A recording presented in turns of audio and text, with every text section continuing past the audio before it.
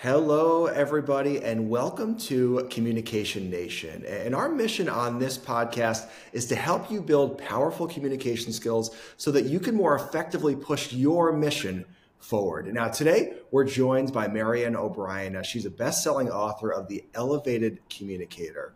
She spent decades guiding people and cultures to foster open communication, cultivate empathy, and deepen trust. She's taught these techniques at the likes of Coca-Cola and Apple. And today we're grateful to be able to learn from her as well. Maryanne, thank you for being on the show.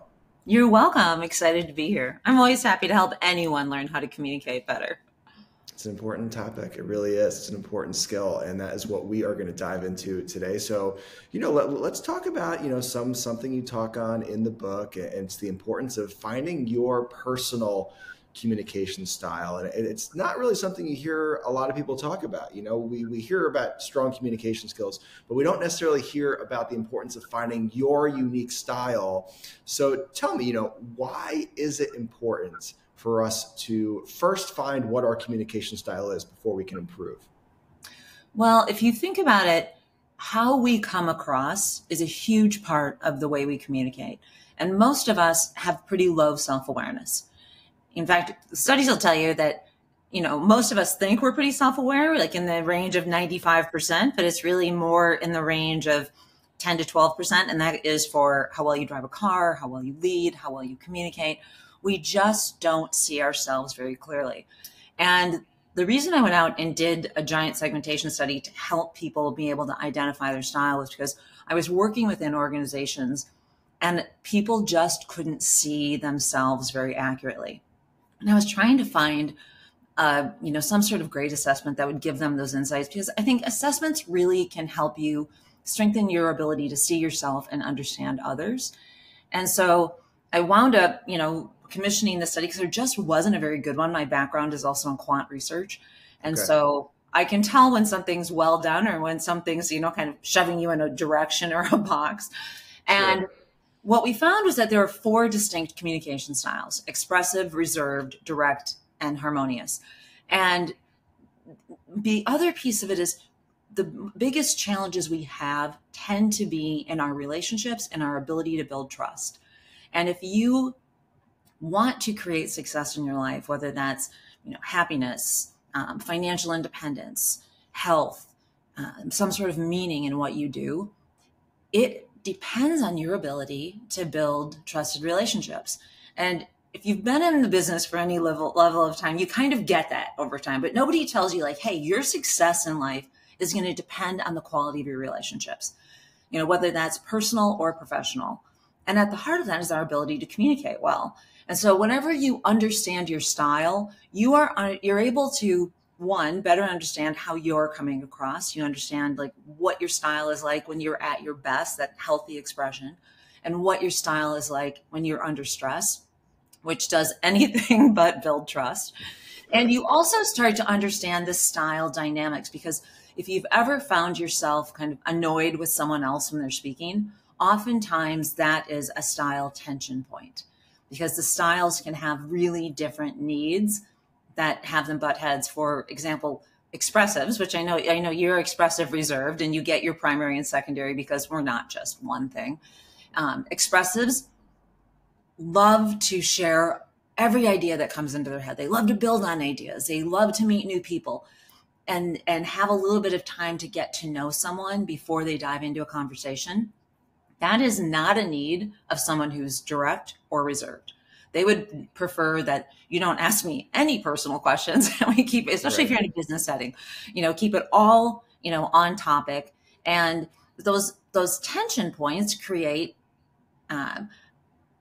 misperceptions. And whenever you can understand how to step into a conversation to make the best impression, because we get one chance at it, and understand how to build rapport with people, that's foundational for, our ability to create that success we all want. Yeah, I agree. I mean, we're certainly not going to have a great positive impact on the planet if we don't learn to communicate effectively, build trust, and rapport with the people around us. And I think that just knowing what your core type of communicator is going to help you to kind of lean into those strengths and effectively communicate your message to the world around you in a better way. So, I took the test. It's really cool, by the way. You got to go to Maryanne's website and check it out. It's really well put together. And yeah, expressive was my dominant communication style. So like, for instance, like, let's say for expressive communicators, like what can we do to play into our strengths whenever we're in a social situation? Well, one of the things that the expressives do really well that others appreciate about them is that they will kind of take the lead in a conversation. They'll pull people together. Mm-hmm. They naturally are great at, meeting new people, new clients, welcoming new people. They are also really great at resolving issues. They can't not say if something is kind of festering. So they'll surface tension points and kind of clear the air.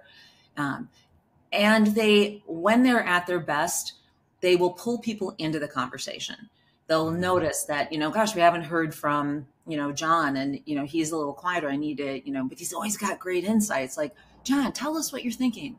Right. So they go out of their way to make sure that everyone comes into the conversation. When their self-awareness is a little bit lower, they can dominate, intimidate, come across too strong. And, sometimes, we do that by design. We know exactly what we're doing, and we're taking an expedient path to get our own needs met. And that, again, if we come back to like building trust, which is just foundational for life, those small behaviors like that nick away at trust. 100%. And I think you really have nailed it. And you really definitely just kind of described me as a communicator, especially the part about kind of pulling people into a conversation. Whenever I'm like in a group of social function, I try and almost think of myself, this is a basketball analogy, forgive me if you're not a basketball fan, but I think of myself, I like to think of myself as like the point guard, right? The distributor of the ball, right? John over there hasn't gotten the ball in a while. Let's ask him an interesting question that's going to get an interesting answer for everyone involved, and then take the ball back and maybe say something, but then let's pass it to someone else who hasn't gotten the ball in a while. And I think if you think of yourself as the distributor in a conversation, just shining the spotlight on different people, asking interesting questions to everyone involved, that's someone that people are really going to appreciate having around, as opposed to someone who just dominates the conversation with story after story. And maybe they are entertaining, but after a while it gets a little exhausting.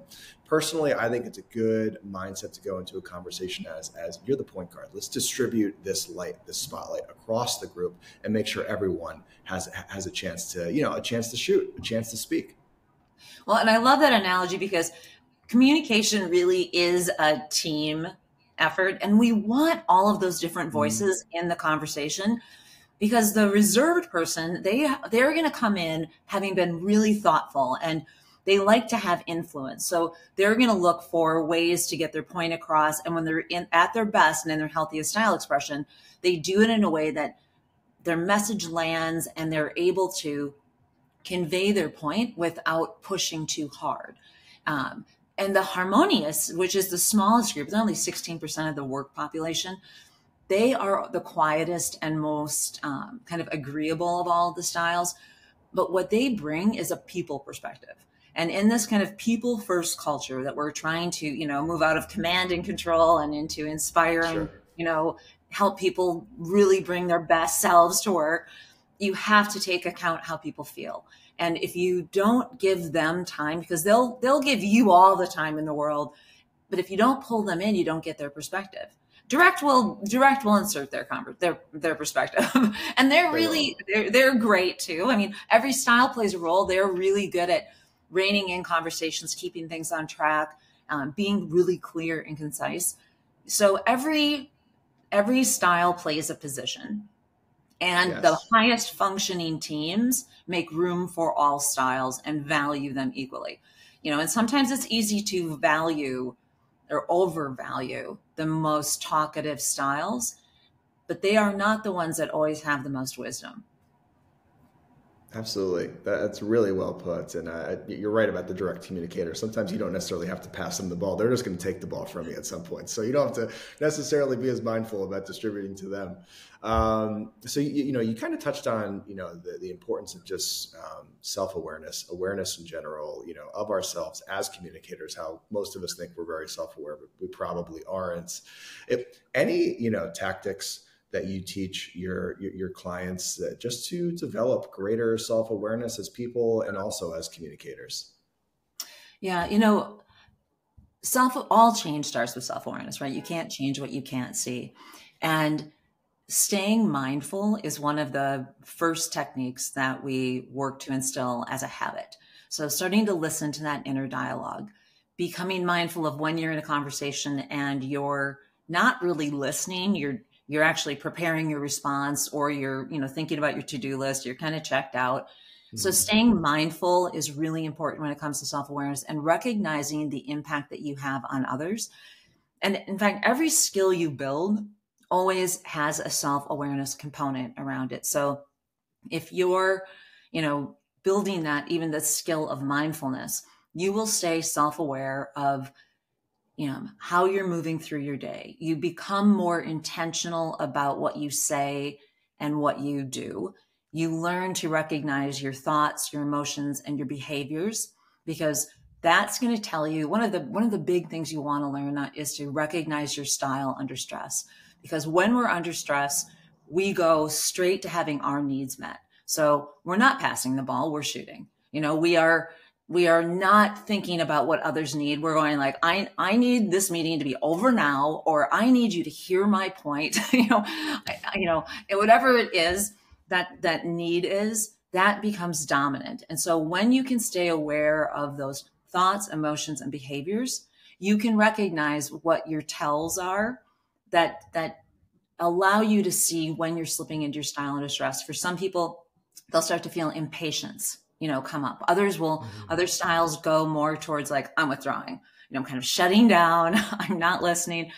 And, I have clients who all the time will be like, I know I'm under stress and I just shut down. My body language will just radiate. Do not come near me. And this is reserved. Whenever they're under stress, they radiate a field of energy that is about, I'm too busy. I don't want, and they become really transactional. They'll often keep their head down while someone's having a conversation with them to signal like, I'm not listening. I'm not engaging. So we all have behaviors. And when you can recognize those behaviors and become aware of them, then you can start to course correct. Ideally, you become aware of the thoughts that lead to the emotions that lead to the behaviors.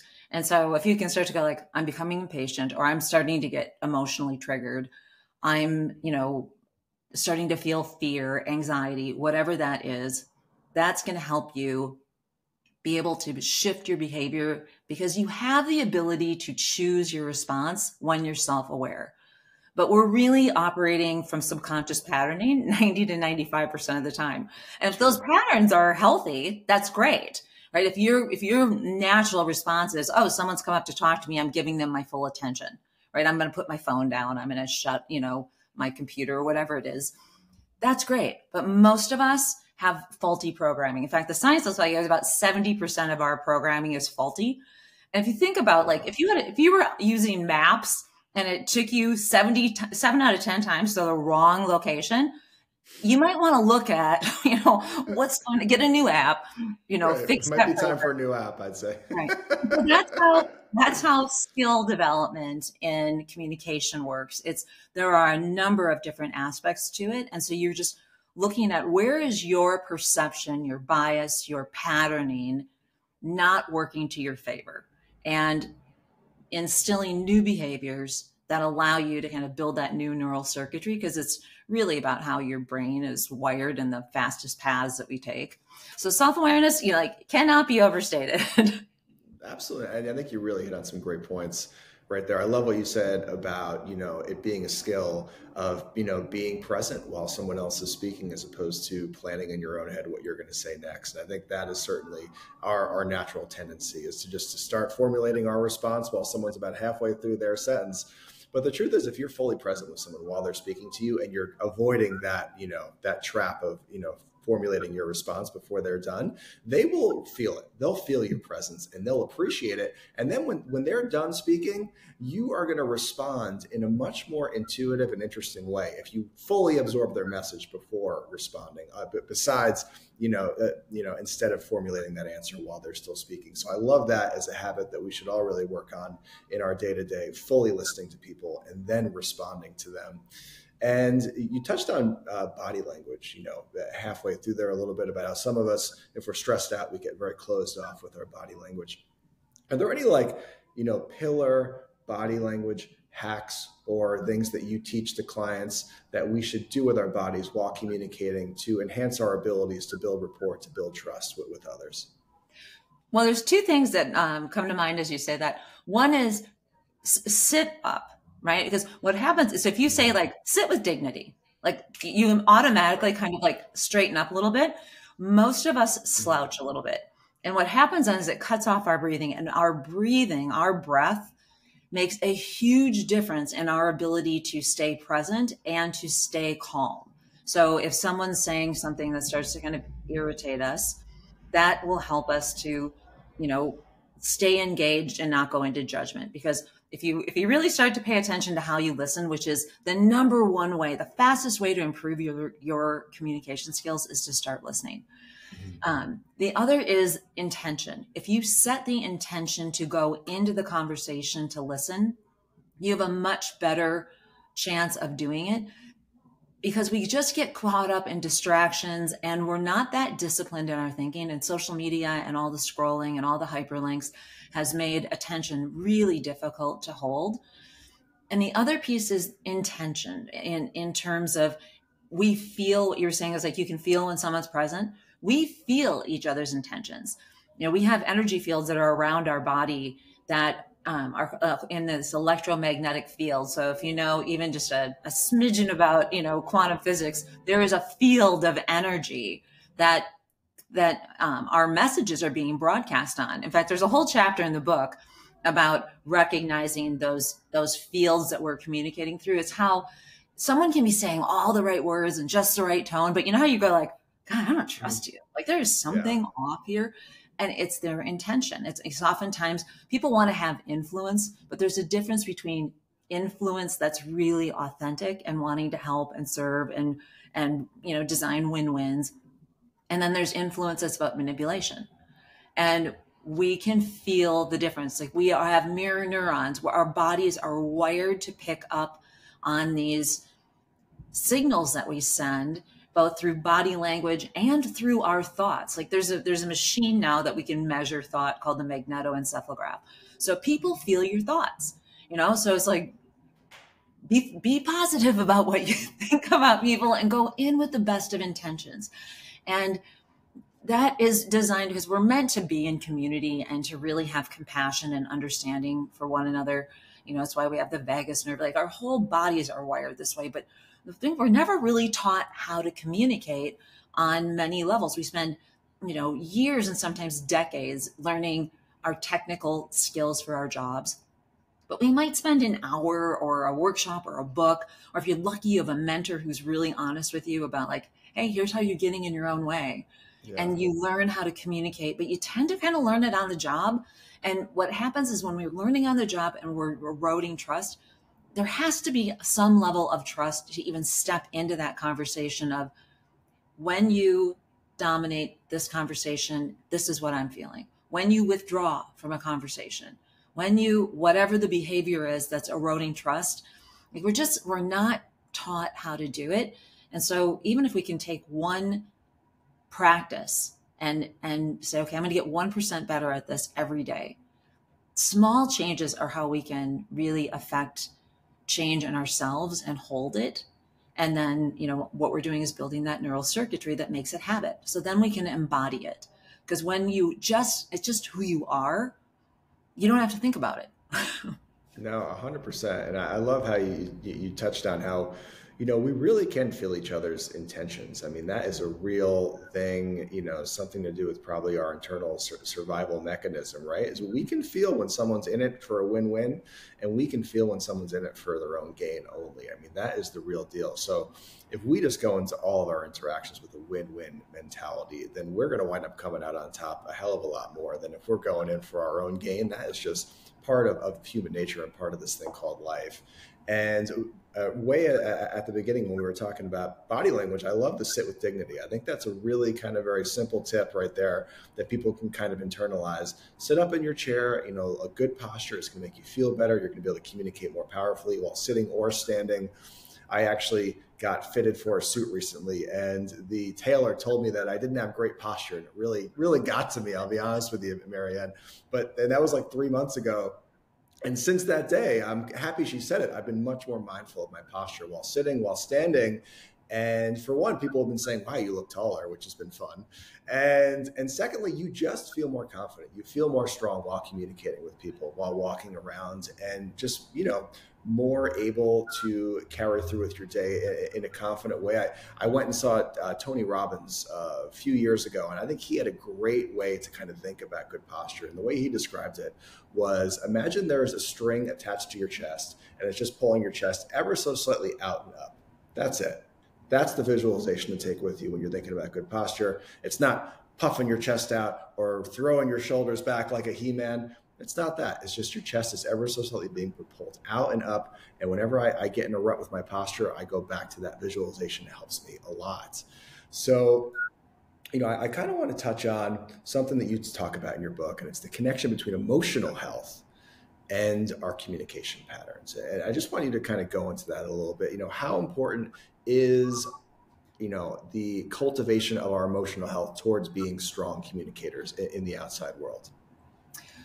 Well, we communicate at our level of well-being and our level of self-awareness. So those two in combination, if your self-awareness is really high, you can recognize when your well-being is low. You can recognize when you're under stress and be more intentional. But if your self-awareness is low or your stress is so high, you're going to slip into behaviors that damage relationships. So we all grow up with emotional triggers. We all get triggered from different things, whatever it is. I have a client who really was taught as a young child, don't ever ask questions. Like her mom would just get annoyed, like whenever she would ask questions, and just, kind of shut her down because she had 8 kids. I mean, it's understandable.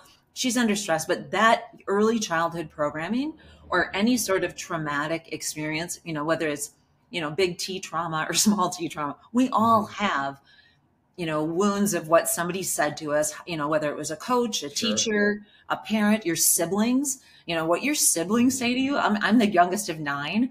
And, no one listened to what I said, because there's 20 years between all of us.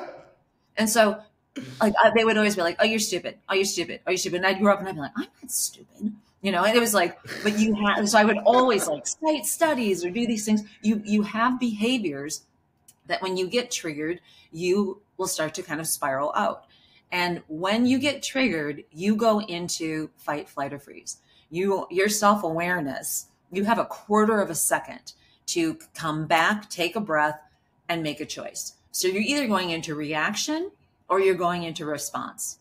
And response is always better. And so how we feel, like when we feel good, when we feel centered, when we feel calm, when we feel patient, when we feel optimistic, we always communicate better.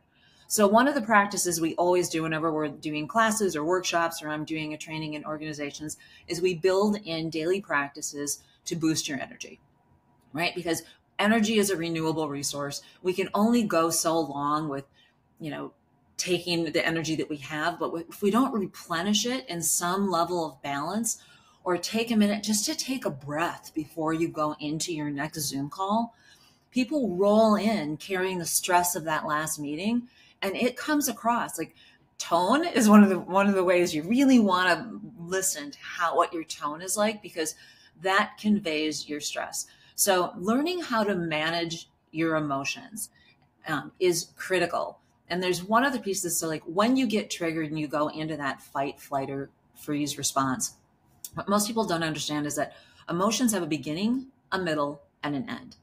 And we get stuck in the middle. So we know when we're getting triggered and it's kicking off. But what happens is we get stuck in this long tunnel of rumination, of going home and griping about whatever it was, the one experience that tipped our day into being miserable whenever it was really, one experience out of 20. We have to learn how to end that emotional cycle. And the fastest way to do that is to move your body for 5 minutes. Get up, go for a walk, do something that signals to the body that you're actually safe and, you're not in dire, it's not life or death, because we're wired, again, back to that kind of natural wiring and circuitry. We're wired for self-protection. And we think that when someone has cut us off while we're sharing an idea, that, we're going to die. That's the way our bodies are reacting. And so we've got to learn how to complete that emotional cycle and then how to let things go or to address it. Because, some people are going to always cut you off if you don't say, let me finish. Right. So you want to recognize where is your emotional state? How are you kind of replenishing and keeping your emotions in that higher, vibration that keeps you feeling more positive, more energized, calm, patient, and then doing something at the end of the day that kind of signals that you're done with work for the day. Because too often we keep checking our phones at 6, 7, 8, 9 o'clock, and we don't ever shut it down. So that stress pattern continues to perpetuate. So we want to set some kind of boundaries around, how much stress we allow into our lives and when.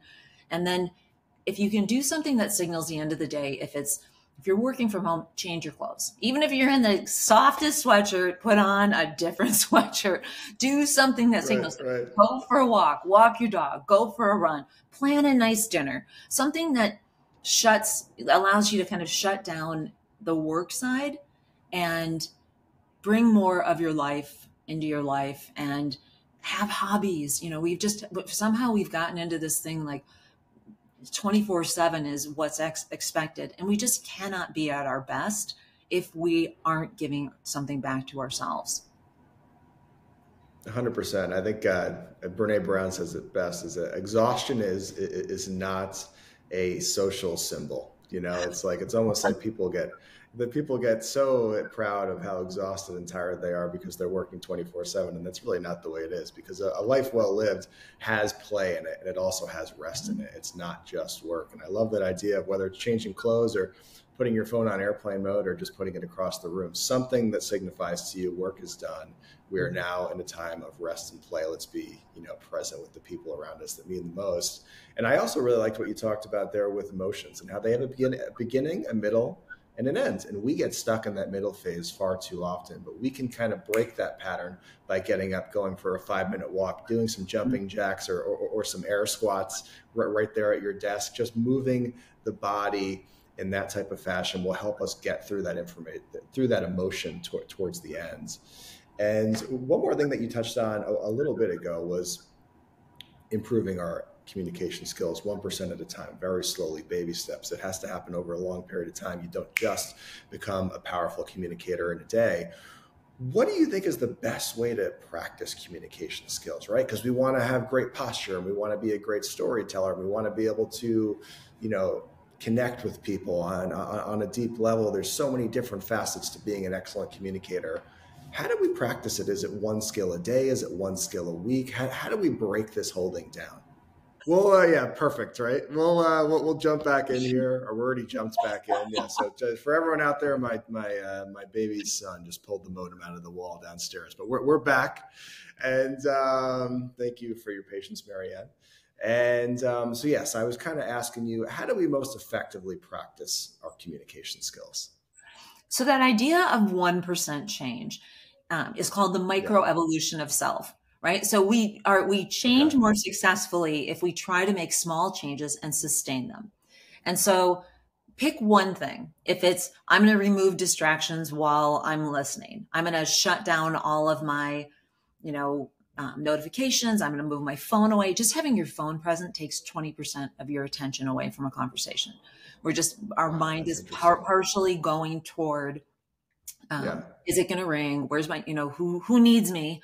and, and so pick one piece that you're going to work on. It could be that you're going to take one of the strengths of your style and optimize that. You could take a style under stress, whether it's dominating a conversation, withdrawing, whatever it is, and go like, what's one behavior that you could do differently that you can start applying today?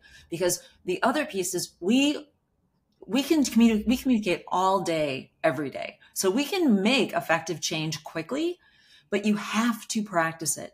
Because if you only know something, that's the first piece. You have to know what to do. Then you actually have to take what you've learned and do something with it. Or you're going to lose within a week of a training, you'll lose 90% of what you've learned, 70% in a day. That goes for reading, listening to a podcast. Take something away and activate it within 24 hours.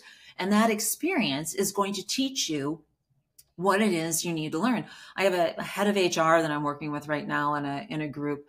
And until you practice it, you don't realize how hard it is to not say something sarcastic when you're annoyed. How difficult it is to not mirror. Because especially expressives love to use sarcasm as it's a slightly passive aggressive technique.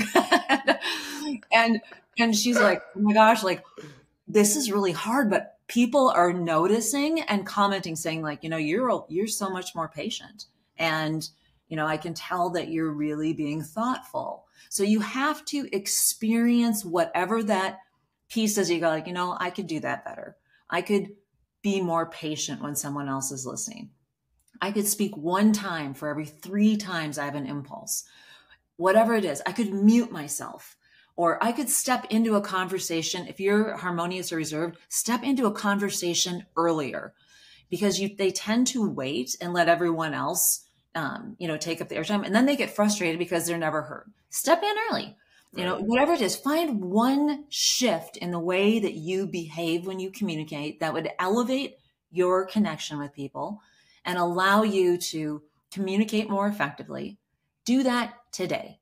Do it tomorrow. Write it down as an intention. Read those intentions first thing in the morning to get into your conscious programming. Remember, because 90 to 95% of what we do is subconscious. So you have to intentionally program that subconscious mind and then weave it into rituals. I use Post-it notes. They're all, around all the time to remind me. Will put a rubber band on my wrist. I'll do something to help me stay self-aware throughout the day. And your environment is a way that you can really help to shift your behavior, because it helps to provide those visual cues and signals. Get a buddy, somebody that you're going to practice with every day, commit to being better and check in with each other once a week. Like, how's it going? What are you learning? And then you practice again the next day and you just instill these really simple rituals. And then as you get kind of that one behavior, you go like, okay, gosh, I'm not interrupting, as much, because it's going to be as much, because self-awareness starts with, I'm not even aware that I do it, to, I'm aware after the fact.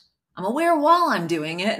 And then I'm aware that I'm about to do it. And that's where real change happens, is that you can go like, okay, now I'm just going to be quiet, or I'm going to step into a conversation, whatever the piece is that you're working on. And then you do it again tomorrow. Read the intention, wrap it around a ritual, do it over coffee, do it before you open your email, something that already exists in your life. If you can wrap your daily practice around an existing rituals, so much easier. And then you do it again. It's called habit stacking, which BJ Frog out of Stanford, wrote a book on, which is a great way to take small changes and then you keep adding to them. Add, periodically, sometimes we get a little overzealous, like, oh my God, I'm going to radically change the way I communicate.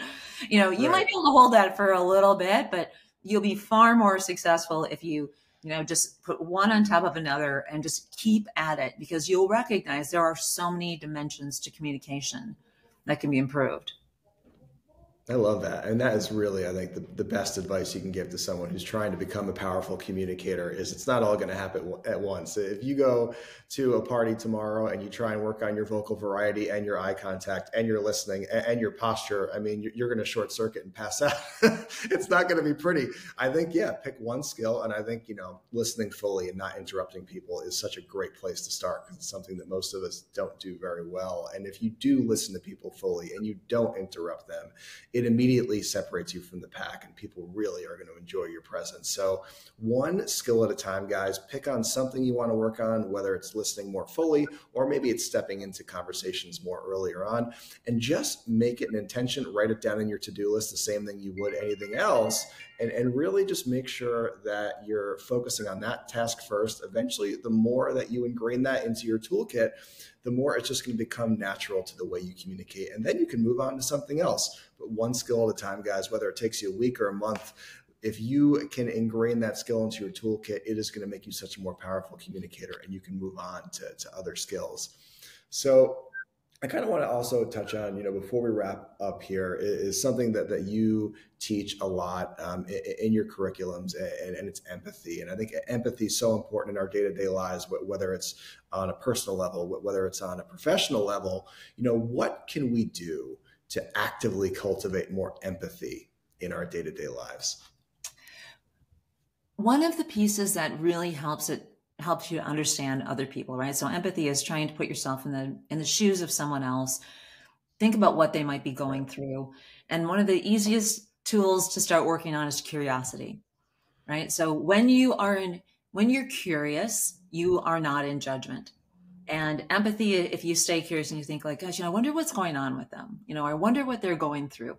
And I'll tell you, almost everybody is going through something, that makes life more challenging, right? Whether it's aging parents, financial challenges, whatever, health issues, just try to give them some compassion. And there's a difference between sympathy and empathy. Empathy is understanding, right? Sympathy can get into pity. And that's not what you want to do, is just to understand it. And sometimes you have to, when you're exercising empathy, like, okay, I understand where they're at, but I also need to have a conversation with them to help them, improve their performance, because even though you are experiencing this, your job is on the line. And I'm seeing this happen all the time, especially lately, because people aren't really fully showing up at work sometimes. And the person, you're not doing them any favors by letting them dig a deeper hole. So empathy is, I wonder what's going on. Are you okay? How's everything going? Really asking questions with an openness and a compassion to understanding, and thinking about, how are they viewing things? One of the ways that you can start to understand other people is by understanding their communication style too, because you'll start to see is sometimes those tensions that you're feeling are simply, each style has different needs, so the idea that somebody who's harmonious, who really needs things to be peaceful, they will preserve peace at almost any cost. And that can annoy other styles that are like, you never say anything, you never build on ideas, and they're like, I don't want to upset anyone. And you have to understand that that's how they're coming at it, and then help them understand too, like when you come into a meeting with a client, you have to have something to share. So come prepared. Or someone who's really direct, who just doesn't even understand that when they're being really straightforward, it can come across as very blunt. And so, soften your tone, slow your pace. You can still say the same thing. You can say anything if you have a level of trust and rapport with people.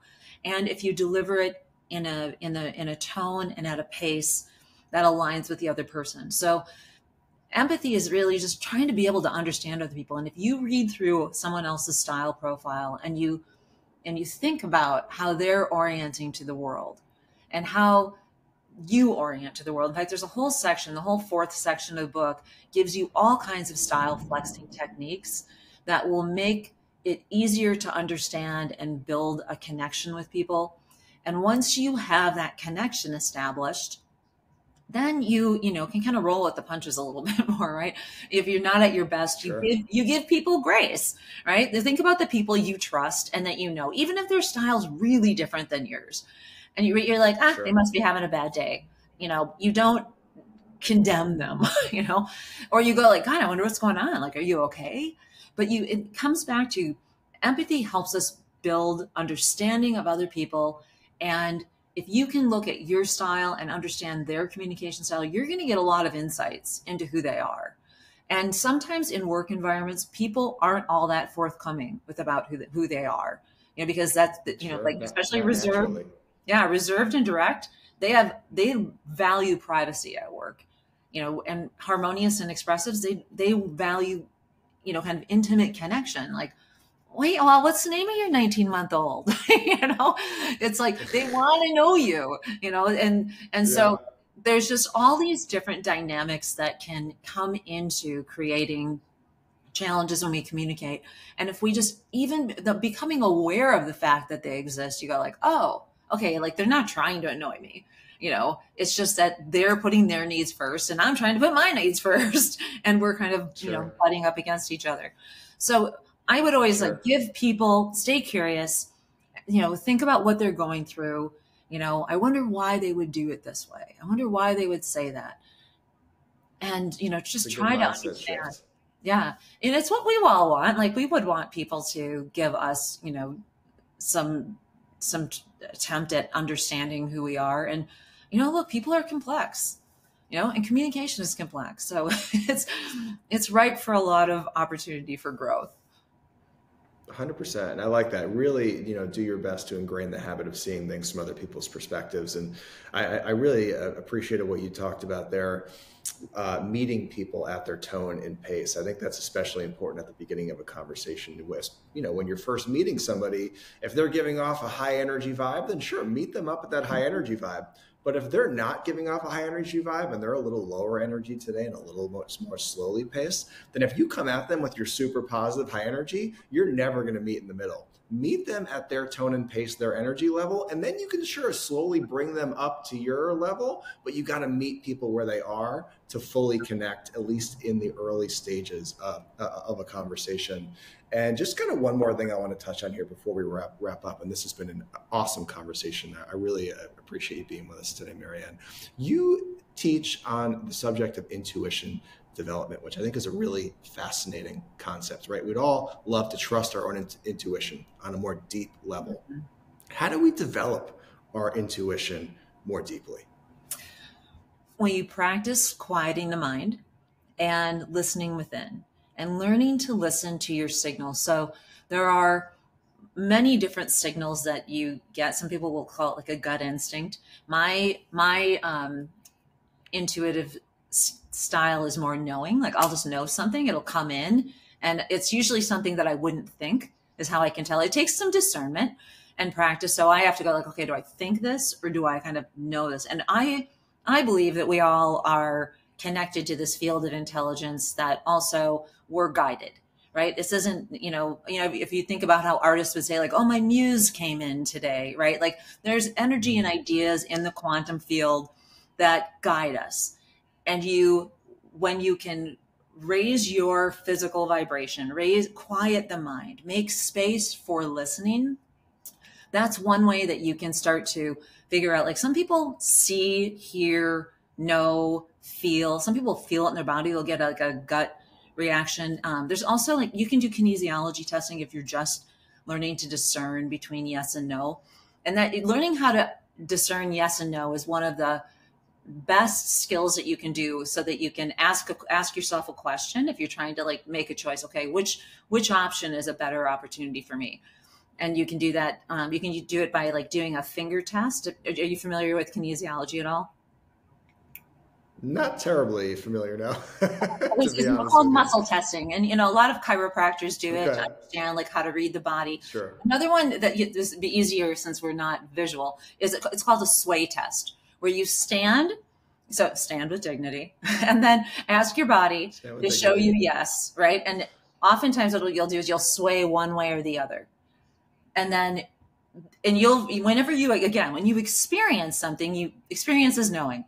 So learning how to recognize, you could, and if you do the same thing, you say, show me no, right? And oftentimes it tends to be forward is yes and backwards is no, but your body might be different. So just listen. And sometimes if you go nowhere, it might be like uncertain, but you learn how to cultivate it. I actually have been teaching classes in it and helping people to understand how to listen to those subtle, kind of quiet, instinctual messages that are coming to us that we discount. And like, for me, whenever I would discount it, it was the only time I ever had regret. Like, oh, I knew better.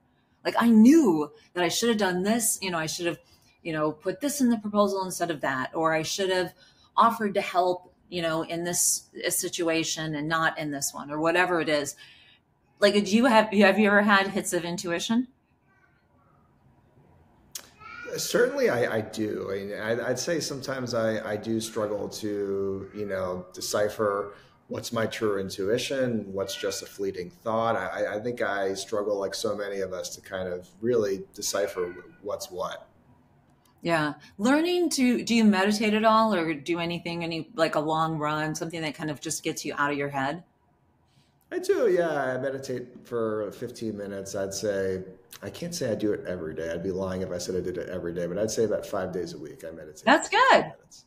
That's good. And how do you feel whenever you've done that practice? Do you feel clearer? Do you feel grounded? Certainly clearer, grounded, more focused, more energy. I found sometimes it's helpful if I ask myself a question before the meditation, sometime along the meditation or at the end of that meditation. I feel a little bit more confident in my answer to that question. Yeah. Another practice you can do as you're starting to develop your intuition is, before you go to bed, hold a question and then listen for the insight right before you wake up. So if you're trying to decide like what program to launch, how to price a service offering, whatever it is, which clients to, put your energy toward. When you're in that in-between state of kind of waking and sleeping, information is more readily accessible because the brain gets out of the way. And that's essentially what you're doing with intuition, is you're quieting the mind and learning. You can use breath techniques to help you get there, how to access that channel of information that gives you just a really rich sense of knowing. I've been practicing this, really probably for about 10 years, but really intensely for probably the last 4 to 5. Is life-changing. Like, it just, you Very cool. make decisions with a trust that, everything is always going to work out. And, sometimes even if you get you get an experience that wasn't like, oh, that wasn't the experience I was looking for. You often get the experiences you need. And with hindsight, you go like, what, that led to this, that led to that. Life is, I believe, kind of a brilliant design. And whenever we can listen and allow that creativity to unfold and to live with some courage and put yourself out there in different ways, that's what makes it kind of interesting and miraculous. Playing things too safe is not going to allow you to really have that rich experience. And usually something will come to kind of shake it up a little bit, and so I always think it's always better to be in a creative mode than a reactive mode. At least that's the way I prefer to live. Life is a brilliant design. That is really, really well said. And I've got a couple decisions that I'm looking to make these days, business-wise. And you know what? I am going to hold them while I sleep tonight. I'm also going to try that sway test. That is very cool. 2 really good tools to enhance your intuition. Maryanne, thank you for being with us today. This was an awesome talk. I know anyone listening is going to take something from it, put it into use today, and be a better communicator tomorrow. Where can people follow you, keep up with all you're doing these days? The Elevated Communicator is where you can find the style assessment. I would encourage you, go take the style assessment. It's free. It takes about 3 minutes to get your style. There's also, I have tips that I send out once a month that give you a practice called Ideas to Elevate.